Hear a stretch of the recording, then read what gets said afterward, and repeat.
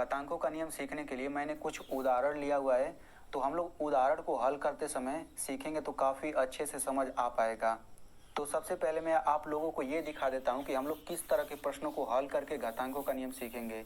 ठीक है, तो यहाँ पे आप देख सकते हैं, ये हम लोग पहले प्रकार के सवालों को हल करके पहला नियम सीखेंगे घातांक का, और यहाँ पे हम लोग इस तरीके के सवालों को हल करके दूसरा नियम सीखेंगे घातांक का, और यहाँ पे हम लोग इस प्रकार के सवालों को हल करके घातांक का तीसरा नियम सीखेंगे।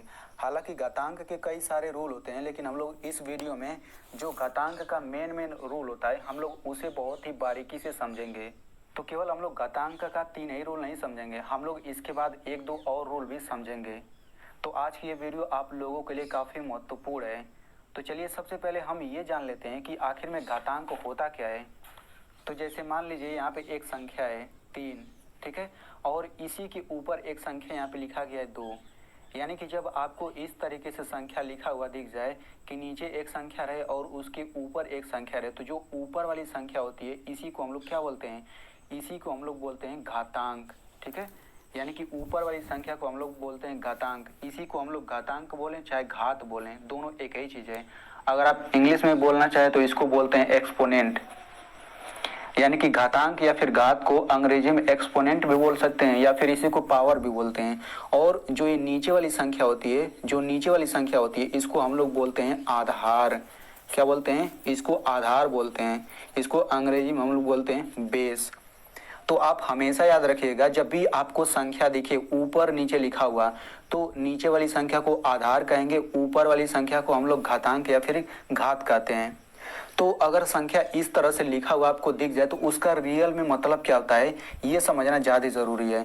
तो जैसे मान लीजिए यहाँ पे इसी को ले लेते हैं, 3 पर 2 ऐसे लिखा है, तो यहाँ पे मैं आपको ये भी बता देता हूँ इसको कैसे पढ़ा जाता है। जैसे मान लीजिए 3 पर 2 लिखा है तो इसको पढ़ेंगे 3 की घात 2 पढ़ेंगे। वैसे यहाँ पे अगर लिखा है 8 पर 4, मतलब 8 और 4 ऐसे अगर लिखा है तो इसको पढ़ेंगे 8 की घात 4, ऐसे पढ़ा जाता है। तो इसका मतलब क्या होता है ये हम लोग समझ लेते हैं। तो देखिए 3 पर 2 घात है तो इसका मतलब ये होगा कि 3 का 2 बार गुणा हुआ है, मतलब जितना घात होता है आधार का उतनी बार हम लोग गुणा करते हैं, वही इसका मतलब होता है। यानी कि 3 पर 2 घात का मतलब 3 गुणा 3 होगा, और इन दोनों का गुणा करेंगे तो कितना आएगा 9। यानी कि 3 पर 2 घात ये 9 के बराबर होगा, ये दोनों बराबर चीज है। यानी कि 3 पर 2 घात बराबर 9 है। यानी कि आप इसको इस तरह भी कह सकते हैं कि जो संख्या 9 है वही ये भी 9 ही संख्या, बस लिखने का तरीका बदल गया है घात के रूप में। वैसे यहाँ पे 8 पर 4 घात है तो इसका मतलब होगा 8 का 4 बार गुणा करेंगे, 8 का 4 बार गुणा करेंगे। ऐसे ही कुछ भी हो सकता है। जैसे मान लीजिए यहाँ पे 3 पर 3/2, इस पर अगर मान लेते 3 घात है तो चूंकि यहाँ पे आप देख सकते हैं कि नीचे वाली संख्या 3/2 हो जाएगी और ऊपर वाली संख्या 3, यानी कि आधार 3/2 हो जाएगा, घात 3 हो जाएगा। तो इसका भी मतलब वही होगा कि आधार का हम लोग 3 बार गुणा कर देंगे। तो आधार 3/2 है तो 3/2, 3/2, 3/2 हम लोग 3 बार गुणा करेंगे ना, क्योंकि घात 3 है। तो अब यहाँ पे गुणा कर लीजिए तो 3 तरीका। अब देखिए जब भिन्नों का गुणा होता है तो ऊपर ऊपर गुणा होता है और नीचे नीचे, यानी कि अंशों का अंशों में गुणा करते हैं, हरों का हरों में। तो गुणा करिए 3 तरीका 9, 9 3 27 बटा 2 दूना 4 दूना 8। यानी कि हम लोग कह सकते हैं कि 3/2 इस पर 3 घात जो है वो 27/8 के बराबर होता है। तो आई होप आपको समझ आ गया होगा कि इस तरह से जब लिखा रहता है उसका मतलब क्या होता है। तो यहाँ पे हम एक चीज और समझ लेते हैं कि क्या ऊपर वाला घातांक या फिर ऊपर वाला घात कभी माइनस में भी होता है। जैसे यहाँ पे लिख देता हूँ 3 पर -2 घात, ठीक है, तो इसका क्या मतलब होगा। तो इसको हम ये नहीं कहेंगे कि 3 का हम लोग -2 बार गुणा करेंगे।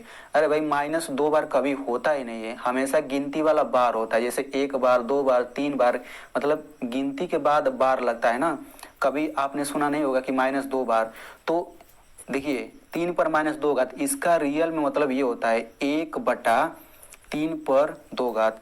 यानी कि इसको आप लोग इस तरह समझिए कि अगर जब भी ऐसे लिखा हुआ दिख जाए तो उसको हम 1/, अपने मन से करेंगे फिर नीचे लिख देंगे, और घात अगर माइनस है तो प्लस कर देंगे बस। यानी कि ये और ये दोनों बराबर चीज है। यानी कि 3 पर -2 घात 1/9 के बराबर, यानी कि 1/9 जो ये भिन्न है ये इसी के बराबर है। अब यहाँ पे एक चीज और समझ लेते हैं। जैसे मान लीजिए अगर यहाँ पे 4 पर 2 घात है तो इसको भी हम लोग ऐसे ही लिख सकते हैं, 1 बटा लिख सकते हैं 4 पर -2 घात। यानी कि कुछ भी अगर ऐसे घात के रूप में लिखा गया है तो हम लोग उसको एक बटा करके नीचे लिख देंगे, और अगर घात माइनस है तो प्लस हो जाएगा, प्लस है तो माइनस हो जाएगा, ठीक है ना। जैसे यहाँ पे -2 था तो यहाँ +2 हो गया है, यहाँ +2 था तो -2 हो गया है। ऐसे कुछ भी हो सकता है। जैसे मान लीजिए 1/3 पर 8 घात है, तो इसको अगर हम लिखना चाहें तो ऐसे लिख सकते हैं, क्योंकि 1 बटा है ना तो ऊपर 3 पर -8 घात ऐसे भी लिख सकते हैं। और अगर यहाँ पे 1/6 पर -7 घात है, तो जब ये ऊपर जाएगा तो 6 पर +7 घात हो जाएगा, ठीक है। तो माइनस वाले का रियल मतलब यही सब होता है। तो आई होप आपको बेसिक चीज़ें समझ आ गया होगा। चलिए अब हम लोग सवालों को हल करके रूल समझते हैं। तो सबसे पहले हम लोग इस सवाल को हल करेंगे। तो देखिए आपको ऐसे ही पूछ सकता है कि निम्नलिखित के मान ज्ञात कीजिए या फिर सरल कीजिए, दोनों बात बराबर है।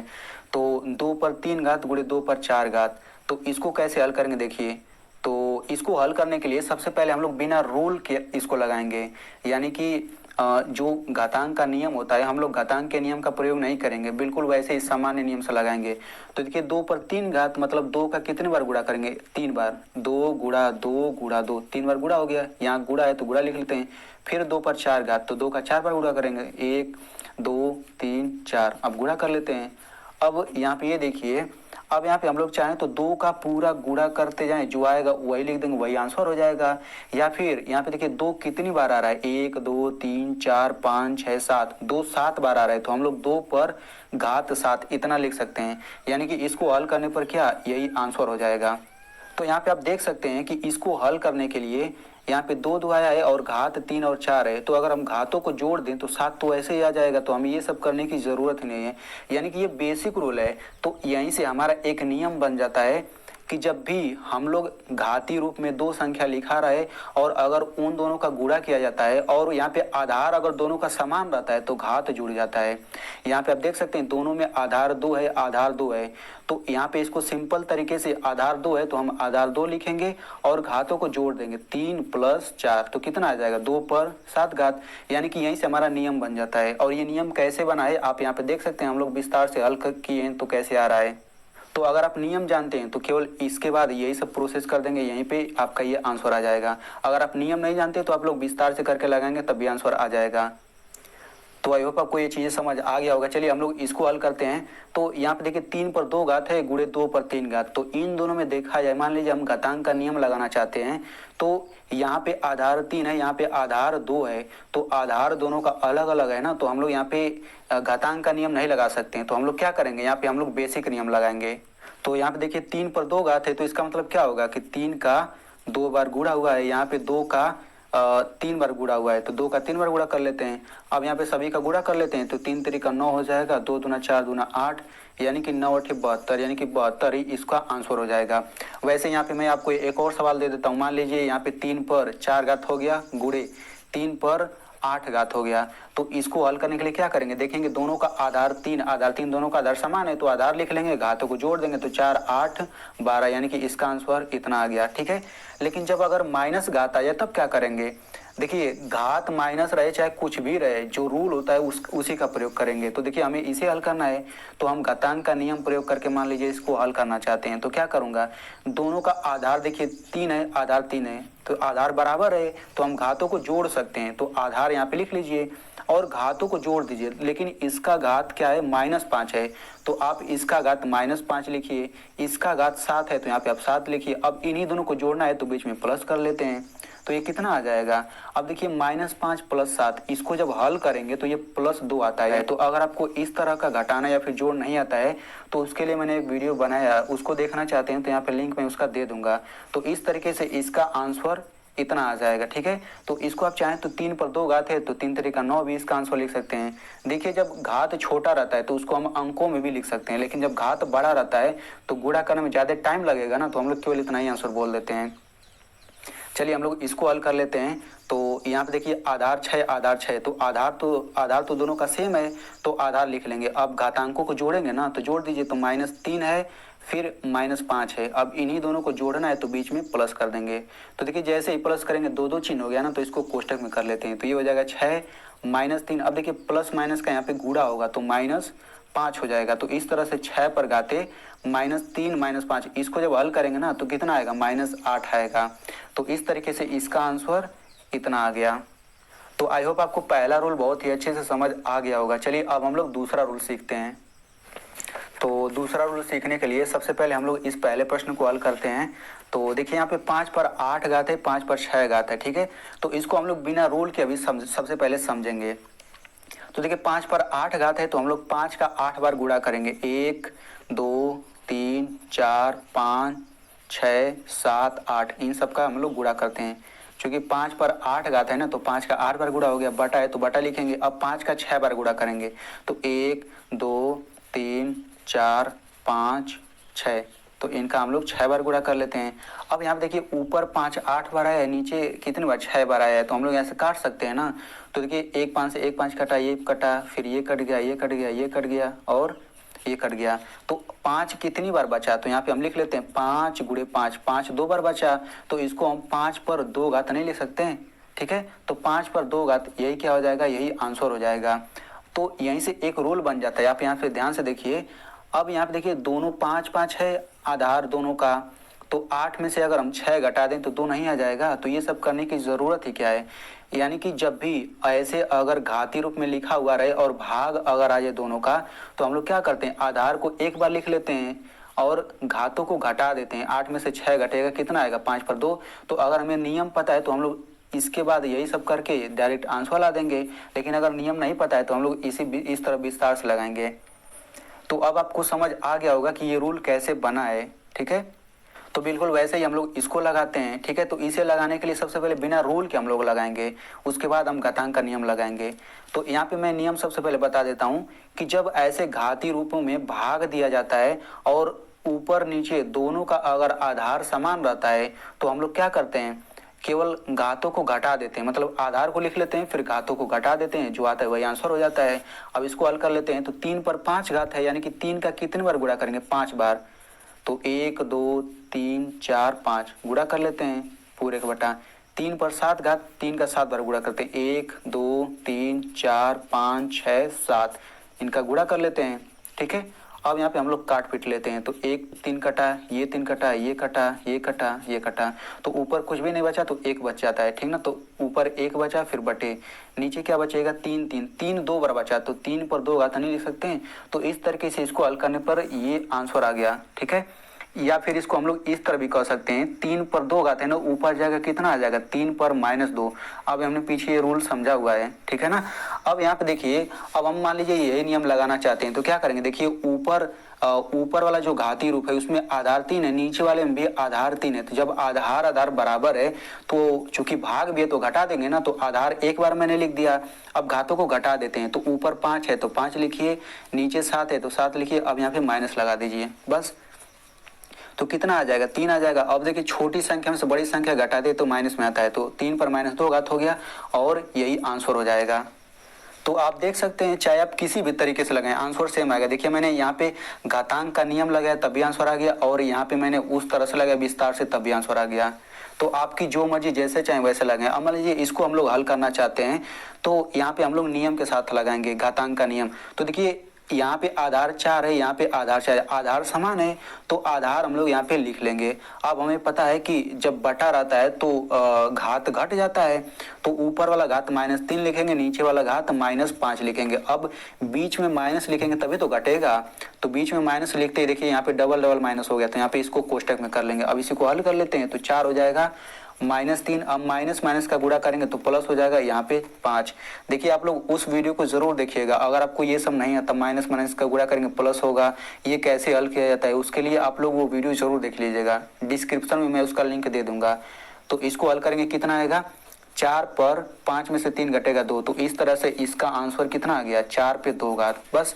अब मान लीजिए इसको हल करना चाहते हैं तो क्या करेंगे, आधार 12 समान है तो आधार लिख लेंगे, ऊपर वाला घात -3 है, नीचे वाला घात 5 है। अब घटाना रहता है तो बीच में माइनस कर देंगे।